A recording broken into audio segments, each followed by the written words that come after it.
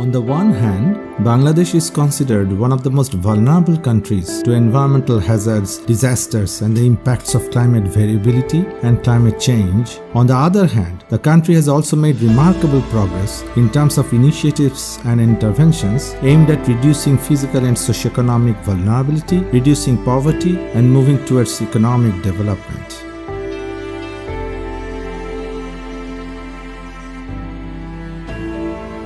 This has been shaped by several policies and plans, including the National Water Policy, the Water Management Plan, the Perspective Plan, the Coastal Zone Policy, the Climate Change Strategic Action and Plan, and several other sectoral policies and plans formulated earlier. These have been further shaped into the long-term vision plan, the Bangladesh Delta Plan 2100, and the recently initiated National Adaptation Plan, with an effort to align them with the Sustainable Development Goals, the SDGs, and mainstreaming with the National Development Agenda through the National 5-Year Plans. A major paradigm shift in water resources management has contributed to this process, with plans and policies shifting from an earlier focus on control of water and flood to management of water and flood. This resulted from an improved understanding of the interdependence of land, water, and socioeconomy in the floodplain landscape of the country. However, challenges are still substantial and growing with changing climate, intensified and more frequent climatic hazards, and enhanced environmental degradation due to human interventions, which are also posing considerable challenges to sustainable environmental management and development. Being the lower riparian of the three large basins, the Ganges, the Brahmaputra, and the Meghna, and with only 7.5% of these three basins lying in the country, Bangladesh has very little control on the amount of water that comes from upstream, both annually and seasonally.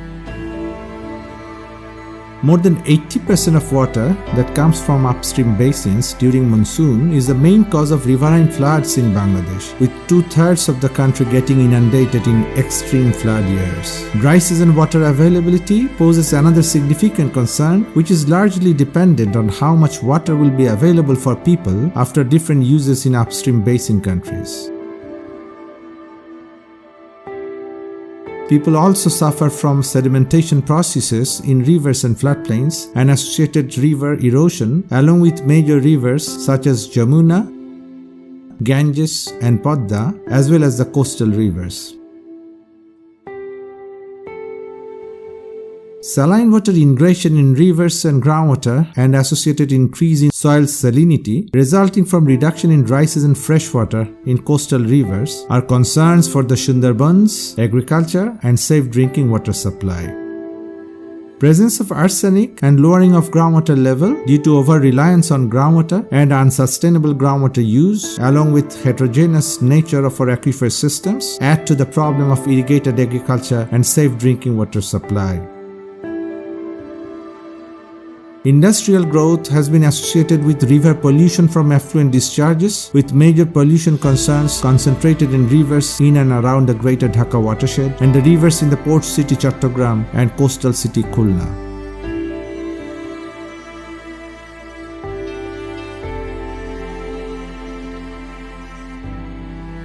Cyclonic storm surges cause huge immediate damage as well as prolonged sufferings to the coastal people due to persistent tidal inundation through broken embankments and waterlogging and salinization of soils.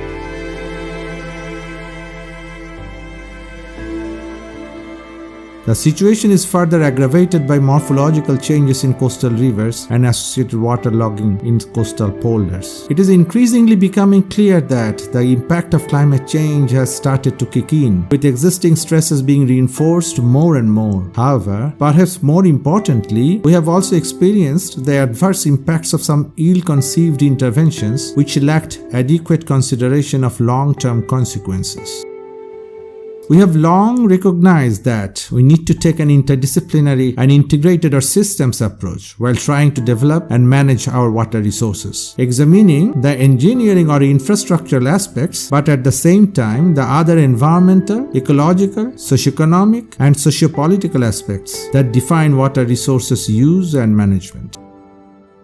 We focus on water and flood management interventions and their roles in reducing poverty, a major issue with many past interventions, benefiting the richer but negatively affecting the marginalized and the poorer livelihood groups such as the marginalized farmers and the traditional fishermen. The interventions need to be pro-poor, people-centric, and attuned to traditional knowledge and practices and natural cultural heritage, and friendly to conservation of ecosystem and biodiversity.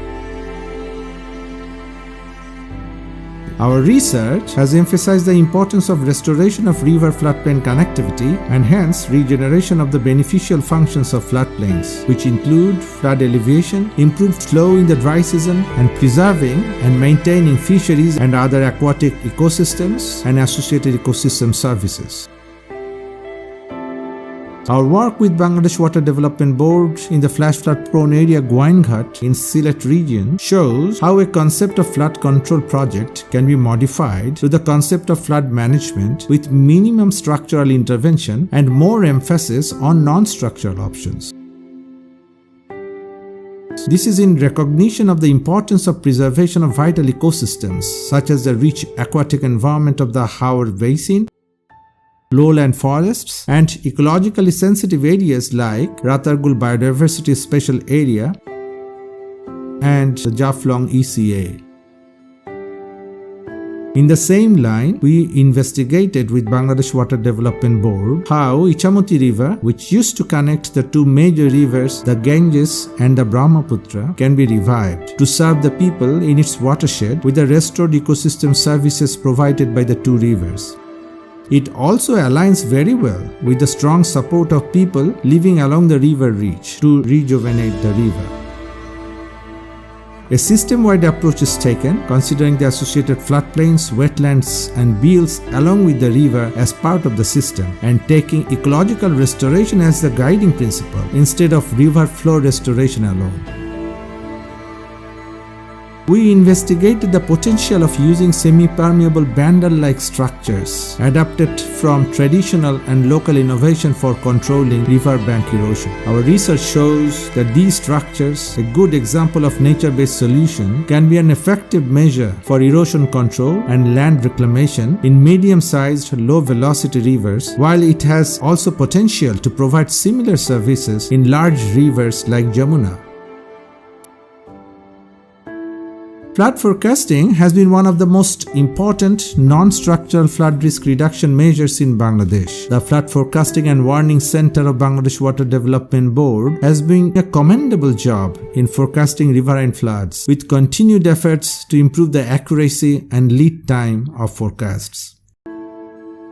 However, forecasting flash floods in the northeast region of the country remains a major challenge because of the short time response of the flood.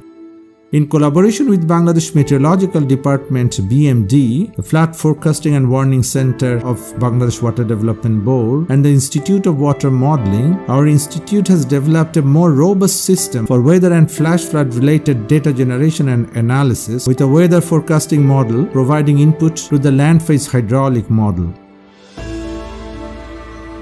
There is an efficient cyclone warning system in the country provided by the Bangladesh Meteorological Department BMD. A cyclones classifier model has been developed on the basis of numerical simulation of 170 cyclones and damage susceptibility of different types of structures in different parts of the coastal region. This has huge potential to provide predictions for location-specific cyclone wind speed, storm surge depth, and potential damages to houses and embankments. This may lead to improved storm surge warning and a more effective response and evacuation system. Climate is a major driver for any changes in water resources system and hence its management. The uncertainty of how future climate may unfold may somewhat be addressed by climate modeling. Analysis of an ensemble of regional climate projections show that for higher-end climate scenarios, the aerial average rainfall in Bangladesh is expected to increase in all seasons, while dry days are also projected to increase in the future. Projected regional changes are clearer, with projection showing prominent increase of rainfall over the northeast region of the country. This indicates increase in extreme rainfall events, which may lead to devastating events like flash floods and urban flooding. This also reinforces the need for more effective forecasting for flash floods in the country.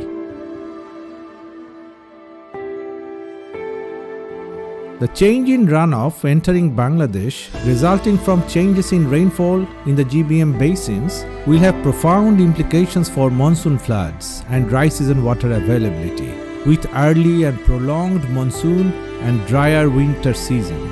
These, in turn, will impact hydromorphology of the rivers, ecosystem health of the river, floodplain, and ecosystem services.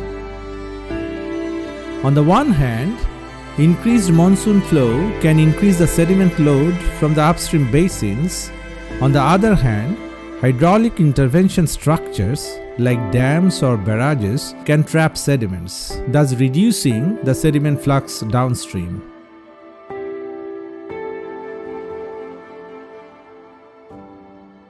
Our research shows declining trends in sediment fluxes in both the Brahmaputra and the Ganges rivers, which have potential implications for sustained delta building process with increased challenge to balance sea level rise and coastal land subsidence.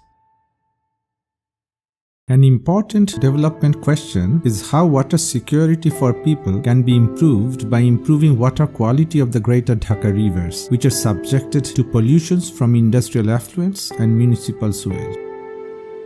The growth of manufacturing industries needs to be inclusive, looking at poverty reduction as well as ensuring water security for human health and well-being. Close collaboration with the Department of Environment and Bangladesh Water Multi-Stakeholder Partnership has allowed development of an enhanced water quality monitoring system detailing out what to measure at which locations for Greater Dhaka. This can potentially help effective planning for the Greater Dhaka watershed restoration. Pollution model developed for the river systems has shown great promise in analyzing and predicting fate and transports of pollutants such as nutrients, BOD, heavy metals and pathogens for the rivers, and impacts of different physical and regulatory measures on reduction of pollution levels in the rivers. As water quality measurement is fairly costly, there are substantial opportunities for using cost-effective tools like biosensors for assessing river toxicity as well as wastewater treatment efficacy. The coastal zone in Bangladesh is endowed with huge ecological resources. However, vulnerability of the coastal zone is higher than the rest of the country in terms of both physical and socio-economic dimensions. The coastal zone has experienced heavy human interventions through construction of 139 polders and land use change induced by natural and human pressures. The zone has also experienced several climatic shocks in the past in the form of cyclonic storm surges with disastrous consequences.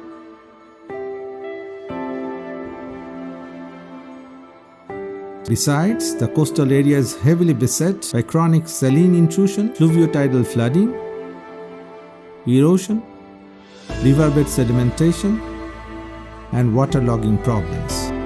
Sea level rise and climate change are expected to substantially reinforce these existing stresses, signs of which are gradually becoming more and more visible.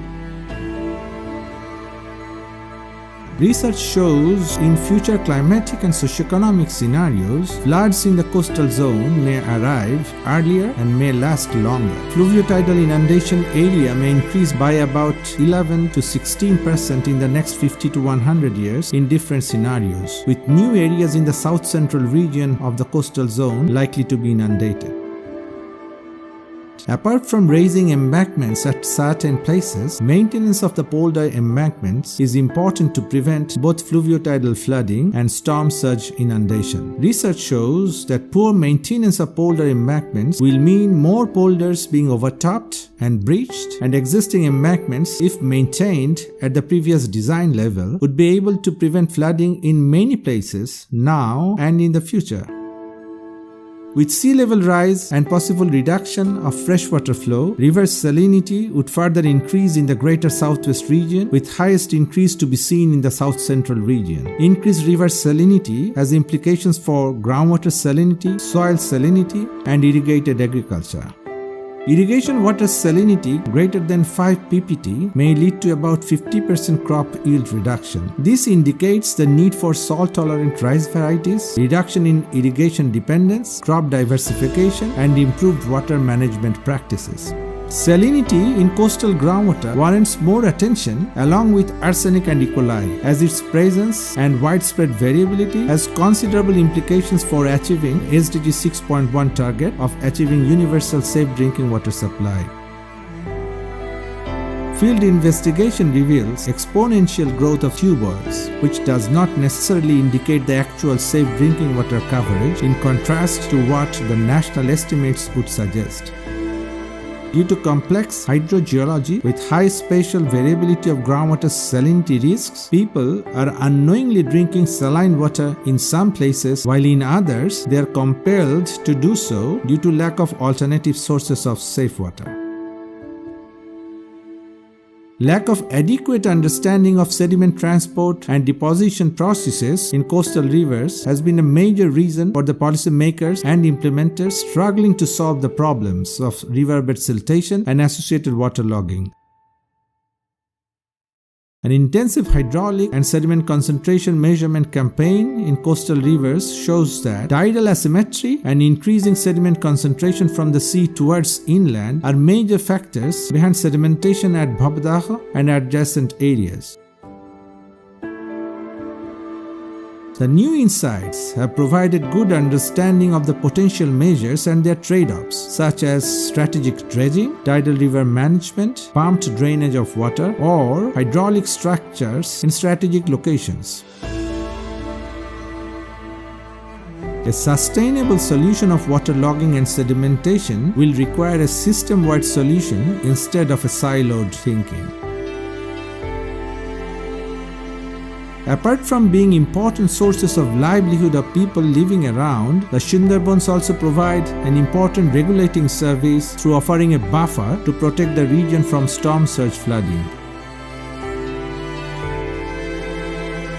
This important ecological resource is under increasing threat of climate change, sea level rise, and low freshwater availability. Research shows the forest area is likely to decrease by 9% in moderate sea level rise scenario, which may be as high as 23% in an extreme scenario. With increased saline environment, species composition distribution in the Sundarbans would change significantly. This would result in substantial decline in the total carbon stock.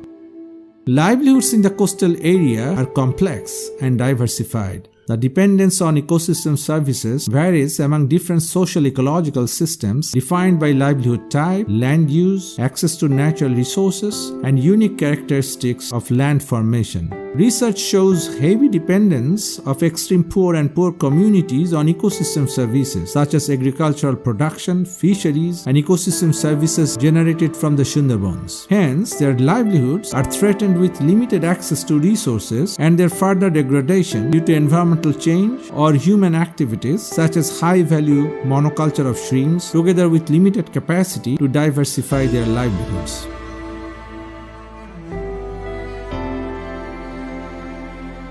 Clearly, it is important to take an ecocentric and people-centric approach to capture the heterogeneity of social-ecological systems while we try to address the coastal delta challenges. A systems approach in the form of an integrated model is very useful in this regard, which can couple biophysical processes with human dynamics, poverty, livelihood, health and well-being. This kind of tool helps to appraise impacts of different interventions in physical, social, environmental, and economic contexts. It also helps to examine trade-offs between use of environmental resources and economic development. For example, the multiple potential trade-offs that could exist between the Sustainable Development Goals, the SDGs, including agricultural farming approaches in the light of poverty reduction, and between economic growth and environmental integrity as well as equity. These have implications for development of coherent policies and strategies. To identify effective climate change adaptation strategies, it is important to map not only hazard but also risk, that is climate hotspots, capturing the hazard, sensitivity, vulnerability, and adaptive capacity components, and hence to understand the magnitude and location of impacts and where vulnerability will grow in the future and adaptations will be required.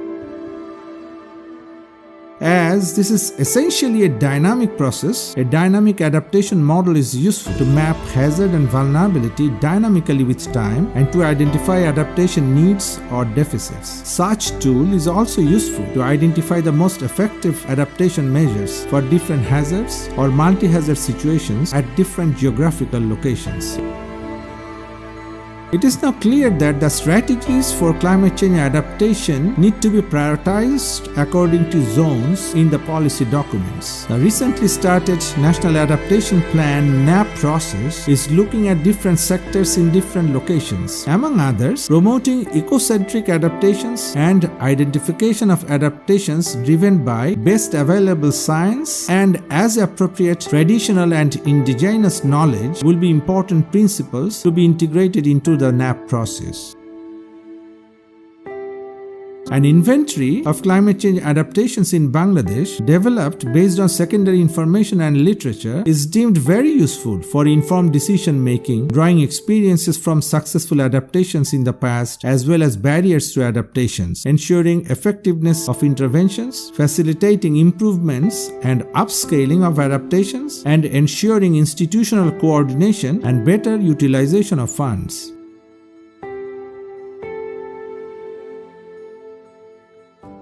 The importance of nature-based solution is now well recognized in the country. Research shows coastal afforestation could be a hybrid nature-based solution in conjunction with embankments for storm surge protection. Afforestation can reduce the thrust force of storm surge substantially by about as high as 50% depending on the design, and hence reduce the possibilities of embankment damage and surge inundation. In the same vein, tree plantation is another glowing example of nature-based spontaneous adaptation measure found effective in reducing vulnerability and increasing resilience.